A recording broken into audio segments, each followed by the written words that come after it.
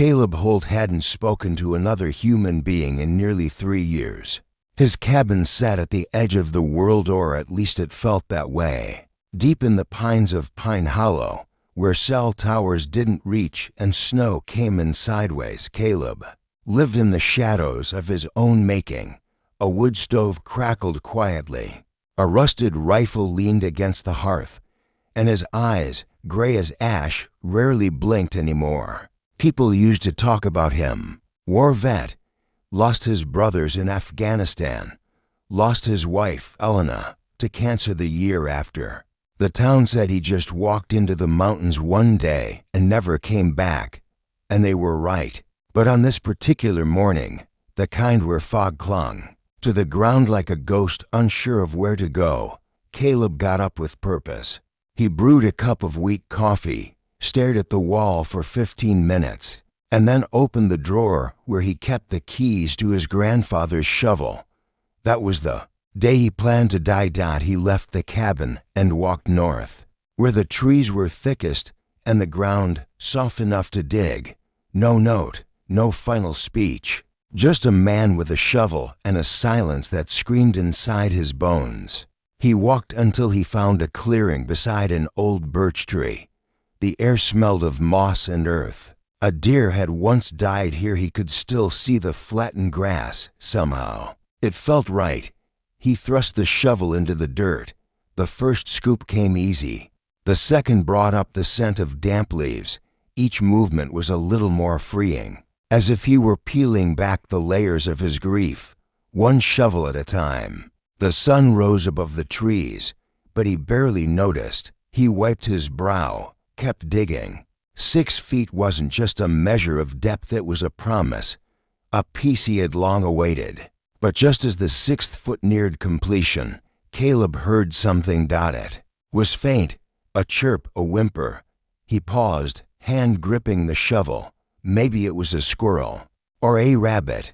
He wiped his hands on his jeans and stepped away from the grave. Then he heard it again. Not an animal, a cry. It was small, weak, almost like it didn't want to be heard. But it was there, coming from the woods, behind a wall of brambles and low-hanging pine. Caleb stood frozen. His heart pounded, not in fear, but disbelief. Slowly, he walked toward the sound, pushing aside branches that clawed at his coat. 30 feet in, where the earth sloped gently downward, he saw movement. At first, it looked like a bundle of leaves, but then it moved. An arm, a tiny one, reaching out. A baby, crawling. Dirty, barefoot, and bundled in a hospital onesie to sizes too small. Her skin was blotchy from the cold. Her tiny hands were scraped from crawling through twigs. But her eyes locked on his with terrifying clarity. She didn't scream when she saw him. She whimpered once, then stretched her arms upward like she knew he was the one meant to find her. Caleb dropped to his knees. "What the?" he whispered, voice cracking from disuse. He didn't believe in God. Not anymore. But in that moment, he felt like something, fate, grace, destiny, had taken his grave and replaced it with a test. His hands trembled as he reached for her. She didn't flinch. Instead, she nestled into his chest, small fingers gripping his flannel shirt. She was real, warm, breathing, needing. Caleb looked back toward the clearing, where his own grave waited, and felt his breath catch. He didn't know where she had come from, or how, but something inside him, something long buried, roared back to life. He wrapped his coat around her and stood, legs aching, back screaming. The forest that once felt like a coffin now pulsed with meaning. As he trudged back to the cabin, the baby nestled in his arms let out one final, exhausted sigh, and behind him, the wind howled through the empty grave, as if mourning a death that no longer had to happen. Caleb slammed the cabin door shut with his foot, snow swirling in behind him before it clicked closed. His arms were numb, but not from the cold, from holding something so small, so fragile. The baby was wrapped in his flannel coat, barely. peeking out. Her skin was cold, lips pale. Still, she didn't cry. Just watched him. He hadn't used the fireplace in months. Not since the last of the dry wood had been stacked. But now, moving like instinct, he threw off his wet gloves and reached for the kindling. Within minutes, the hearth roared to life, casting orange light across the walls. Shadows danced behind him, but Caleb didn't flinch. His focus was on her. He placed her gently on an old wool blanket beside the fire and rummaged through the cabinets. Cans of expired beans, dried oats, one dented tin of applesauce, probably 5 years old. It would have to do. He knelt beside her, scooped a small bit onto his finger, and held it to her lips. For a moment, she blinked up at him like she wasn't sure he was real. Then, slowly, she opened her mouth. "Easy now," he murmured, surprised by his own voice. The words felt foreign on his tongue. She ate the applesauce with slow, uncertain movements. A tear rolled down her cheek, but not from crying, just the body releasing whatever pain it had held. She was filthy. Her onesie was torn at the shoulder, and her bare feet were scratched, as if she'd been crawling for miles through brambles and brush. That's when he noticed it. A small bracelet on her ankle. Caleb leaned closer, brushing dirt away from the band. It wasn't decorative.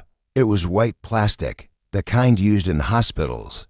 There were smudged letters on it, barely legible. He squinted.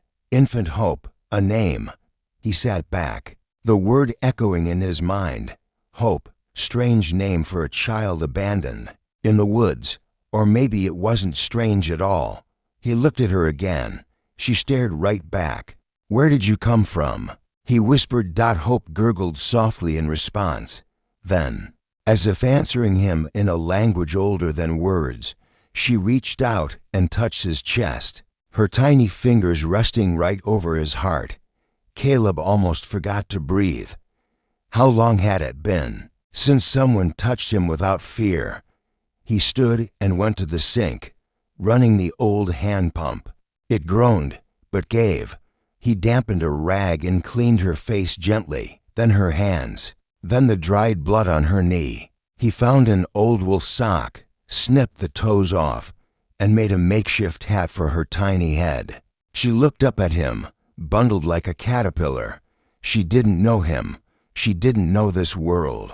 But she wasn't afraid of him. That terrified him. More than anything, he had been ready to leave this world that morning. A man resolved, a grave dug. But now, he glanced at the door. What if whoever left her was still out there? What if they came back? He hadn't fired his rifle in years, but the thought of someone coming for her, of touching her, made something. Cold and sharp twist in his gut. He checked the windows, locked the door, pulled the heavy wood bar across it. Later that night, as snow began to fall again, Caleb sat beside the fire with Hope asleep against his chest. Her breath was soft and rhythmic. He stared into the flames, unsure what tomorrow would bring. But something inside him stirred. Not quite peace, not yet, but purpose. He had no plan, no map, just a name whispered into the dark, a name that didn't belong to him, but somehow was now his to protect. Hope. And she had come crawling out of the woods, not to be saved, but to save him. The forest was quiet again, but Caleb couldn't rest. Hope lay asleep in the cot he'd built from a dresser drawer and an old quilt. Her breathing was soft, steady, but outside, the pines whispered. Something was wrong.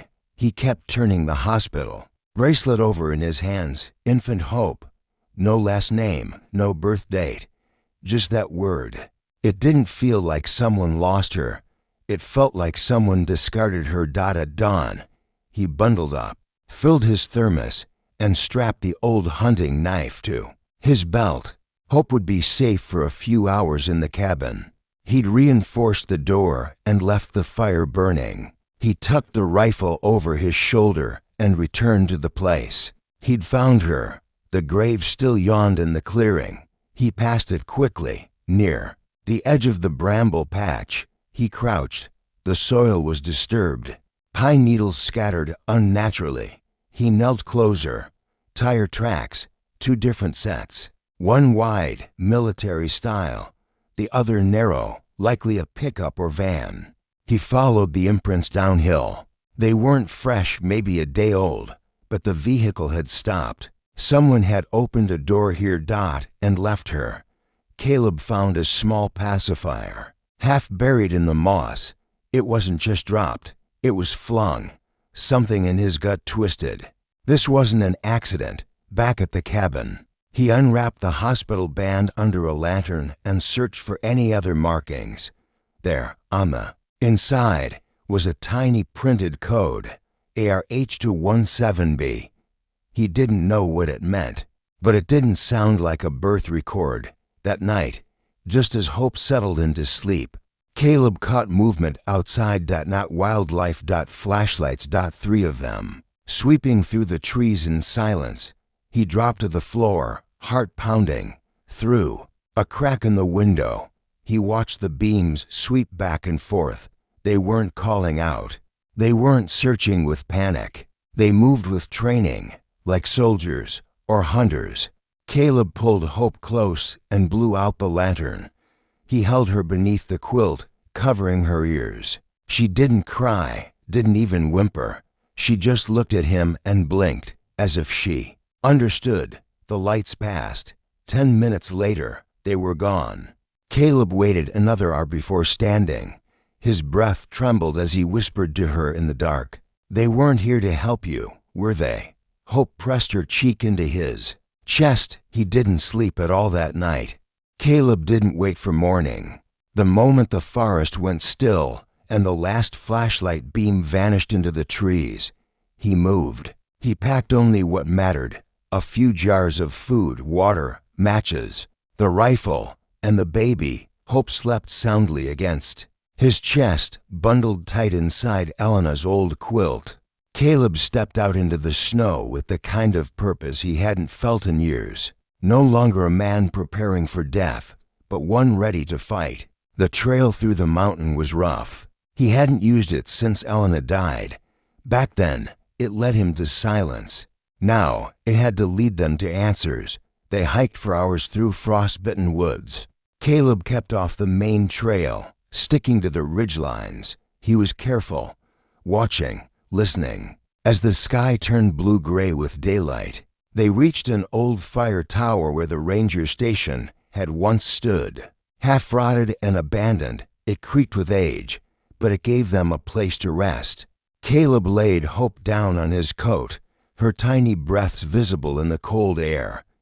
He stared at her, marveling at how peaceful she looked despite the chaos she had come from, despite what was after her. He pulled the hospital band from his pocket again. ARH217B.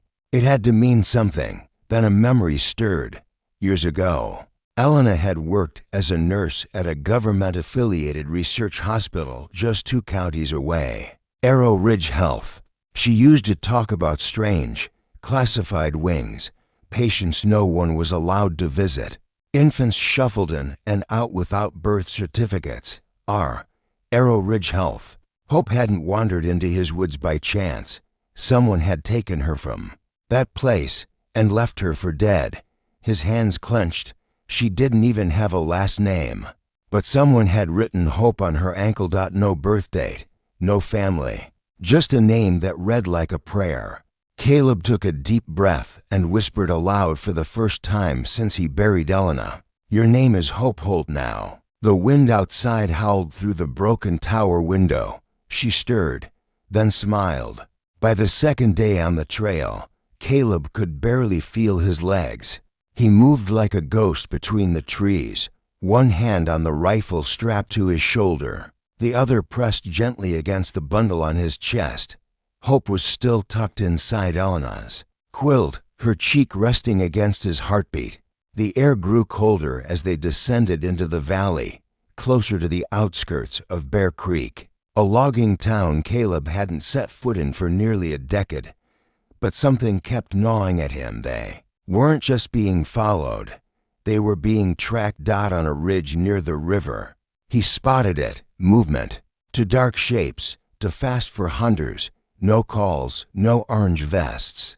One of them carried a long object that caught the morning light, a rifle, military style. He picked up his pace, cutting through a thicket, branches clawing at his coat. Hope stirred once, then fell back asleep. At the edge of Bear Creek, Caleb found an old ranger station, boarded up but not entirely sealed. He forced the door open and stepped inside. Dust and pine needles littered the floor, broken filing cabinets, rusted in the corners, but it was shelter. Caleb slid down against the wall, breath heaving. Hope opened her eyes and smiled. He laughed, quietly. "You always wake up when it's worst, don't you?" She cooed in the fading light. Caleb found an old photo on the wall. His breath caught. It was Elena in uniform. Young, proud, her arms around two other rangers, her smile like sunlight through clouds. Hope reached toward the picture and babbled. Caleb closed his eyes, somewhere deep down. He felt it again, the same pull he'd felt when she first crawled out of the woods. It wasn't just chance. This baby hadn't just saved him, Elena had sent her. He didn't have time to grieve that realization. Outside, a twig snapped. Caleb stood and moved silently to the window. A man in black was scanning the area with binoculars. Another followed, behind with a radio. They were here. He didn't know who they were, military, contractors, something else entirely. But he knew one thing now beyond any doubt. They wanted Hope gone, and he was going to make sure they didn't get her. The next morning, Caleb left the ranger station under the cover of heavy fog. With Hope strapped close and his rifle ready, he followed the old deer paths until he reached the edge of Bear Creek. Civilization, gas stations, power lines, a diner, with a flickering open sign. He hadn't seen any of it in years, but he didn't stop. Instead, he walked straight to the small urgent care clinic on the south side of town. The nurse at the front desk looked up, startled at the sight of the man, beard thick, coat torn, baby in his arms. "I need help," Caleb said, voice hoarse. "Not for me, for her." The nurse blinked. "Sir, is she yours?" "She is now." He didn't give more. Just handed over the hospital bracelet. Her face changed the moment she read it. She picked up the phone and whispered something Caleb couldn't hear. A minute later, an older nurse came out, gray-haired, soft-eyed, and led them into a back room. "She's healthy," the woman said after examining Hope. "But she's lucky, very lucky." Caleb nodded. "You know where she came from, don't you?" The nurse hesitated, then closed the blinds. "You ever heard of Arrow Ridge?" she asked quietly. He nodded. "My wife worked there." The nurse's eyes widened. "Then you know they don't deal with normal patients." Caleb's jaw tightened. "I think they were experimenting on babies, maybe making them disappear." The woman sighed, then opened a dusty folder hidden in her desk drawer. She flipped to a photo of a newborn, date and time redacted. It was Hope. She came in with a group of infants. No names, no families, just numbers. "Why? They never told us," the nurse said. "All we knew was some were taken out again, and some never were." Caleb felt his hands shaking. Someone had stolen her life before it even began. He didn't know what Hope was, a test subject, a secret, a miracle, but he knew this. She wasn't safe. That night, the clinic was broken into to masked men. No words, just weapons. But Caleb was ready. He waited behind the door with his rifle cocked. The first man stepped in. Caleb struck hard with the butt of the gun. The second reached for Hope's basket and was met with the barrel to his chest. "Take another step." Caleb growled, "And you'll meet the dirt I dug for myself." They ran, and Caleb knew it was time. No more hiding. He and Hope were heading to Washington. D.C. to expose everything. Washington, D.C., buzzed with a kind of noise Caleb Holt hadn't heard in years. Car horns, crowds, news cameras, footsteps on marble floors. After weeks of traveling by bus, backroads, and borrowed pickups, he had arrived with Hope strapped to his chest and a folder clutched in his hand. The folder contained everything: Hope's hospital bracelet, medical scans, the nurse's handwritten statement, and a copy of Elena's employment record at Arrow Ridge Health. Pieces of a hidden world, evidence that the government, or something worse, had taken children like Hope for secret experiments, then erased their existence. Now, someone was going to hear it. It started with one email, then one phone call, then one brave congresswoman who took him seriously. 2 weeks later, Caleb found himself inside a federal hearing room under harsh lights, his worn boots echoing against polished floors. Hope sat in his lap, calm and alert, as if she knew the world had come to listen. Cameras rolled, reporters scribbled, officials whispered. Caleb didn't care. He leaned forward and spoke into the microphone. "I came here to die," he began. "I dug my grave, had every intention of lying down in it. Then this little girl crawled out of the woods and saved me. Her name is Hope, and someone wanted her dead." He told them everything: the grave, the night searchers, the file, the ambush at the clinic. And when he was done, the room was silent. For a long moment, no one moved. Then a young woman on the panel, barely out of college, wiped her eyes. "Sir," she said softly, "where is Hope now?" Caleb glanced down. Hope had fallen asleep, hand curled around his finger. "She's here," he said. "She's not a number anymore. She's not an experiment. She's my daughter." The room exploded. News outlets picked it up within hours. Mountain Man testifies against secret child experiment program. Baby named Hope Sparks, federal investigation. Arrow Ridge Health under fire. The facility was shut down. Investigations launched. Whistleblowers came forward, one by one, confirming Caleb's story and more. Children stolen from shelters. Birth records erased. Genetic trials approved in secret. Hope's file alone toppled a house of horrors. Caleb was offered money, interviews, book deals. He turned them all down. He only asked for one thing: to adopt her legally. 6 months later, inside a quiet courtroom in Montana, a judge smiled down at them. "Mr. Holt," she said, "you've been through more than most, and yet here you are, still standing. I'll be honored to finalize the adoption of Hope Holt today." Caleb looked down at the child on his lap. Hope looked back at him, now older, stronger, with a grin that broke through every scar he carried.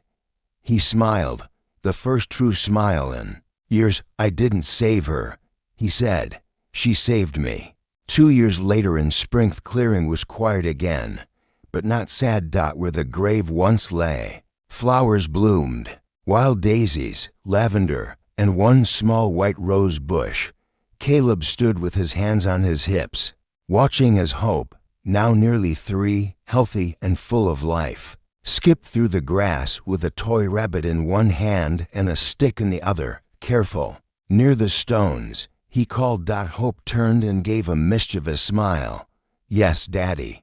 That word still caught him off guard sometimes. He knelt beside the flowers and touched the earth, not to grieve, but to remember. This was the grave he dug for himself, a man ready to die. But instead, it had become a garden. Hope ran to him, curly, hair bouncing, and placed a small white daisy in his hand. "For Mommy," she said.